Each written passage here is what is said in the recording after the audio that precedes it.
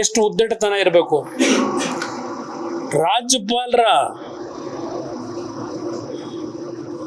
ಸಚಿವಾಲಯವನ್ನ ಇವತ್ತು ಸರ್ಚ್ ಮಾಡ್ತೀನಿ ಅಂತ ಹೇಳಿ ಪರ್ಮಿಷನ್ ಕೊಡಿ ಅಂತ ಸರ್ಕಾರ ಕೇಳ್ತಾನೆ ಅಂದರೆ ಇದು ಮುಖ್ಯಮಂತ್ರಿಗಳು ಡೈರೆಕ್ಷನ್ ಕೊಟ್ಟು ಮಾಡಿಸಿದಿರೋ ಇಲ್ಲ ಇನ್ಯಾವ ಮಂತ್ರಿಗಳು ಡೈರೆಕ್ಷನ್ ಕೊಟ್ಟು ಮಾಡಿಸಿದಿರಿ ಅವನ ಕೈರಿ ಲೆಟ್ರು ಹೋಗ್ಲಿ.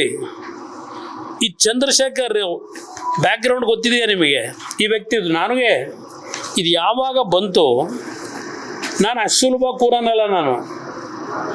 ನನಗೂ ಬೇರೆ ರಾಜಕಾರಣಿಗಳಿಗೂ ವ್ಯತ್ಯಾಸ ಇದೆ. ಈ ವ್ಯಕ್ತಿ ಬ್ಯಾಕ್ಗ್ರೌಂಡ್ ಏನು ಅಂತ ಹುಡುಕೊಂಡು ಹೊರಟೆ ನಾನು. ಯಾರ ಈ ಚಂದ್ರಶೇಖರ್ ಬ್ಯಾಕ್ಗ್ರೌಂಡು. ಈ ವ್ಯಕ್ತಿ ಹಿಮಾಚಲ ಪ್ರದೇಶದ ಕ್ಯಾಡರ್ನಲ್ಲಿ ಕೆಲಸದಲ್ಲಿ ಇರಬೇಕಾದವನು, ಸೆಲೆಕ್ಷನ್ ಆಗಿದ್ದು ಆಂಧ್ರದ ಮೂಲ ವ್ಯಕ್ತಿ. ಈ ವ್ಯಕ್ತಿ UPSCನಲ್ಲಿ ಸೆಲೆಕ್ಷನ್ ಆಗಿರೋದು ಹಿಮಾಚಲ್ ಕೇಡರು.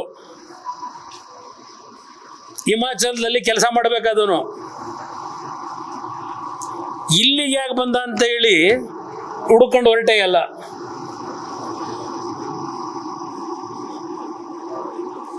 ಯಾರ್ಯಾರನ್ನ ಅದಕ್ಕೆ ಉಪಯೋಗ ಮಾಡ್ಕೊಂಡಿದ್ದಾನೆ ಅದೆಲ್ಲ ಬಿಗ್ ಬೇಡ, ನಾನು ಹೇಳಬಾರ್ದು.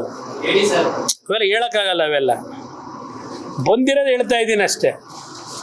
ಎಲ್ಲ ಕೆಲವು ಸೂಕ್ಷ್ಮವಾದ ವಿಚಾರಗಳಿದೆ, ಇವೆಲ್ಲ ಟಾಪ್ ಸೀಕ್ರೆಟ್ಗಳೆಲ್ಲ ಹೇಳ್ಬಾರ್ದಲ್ಲ.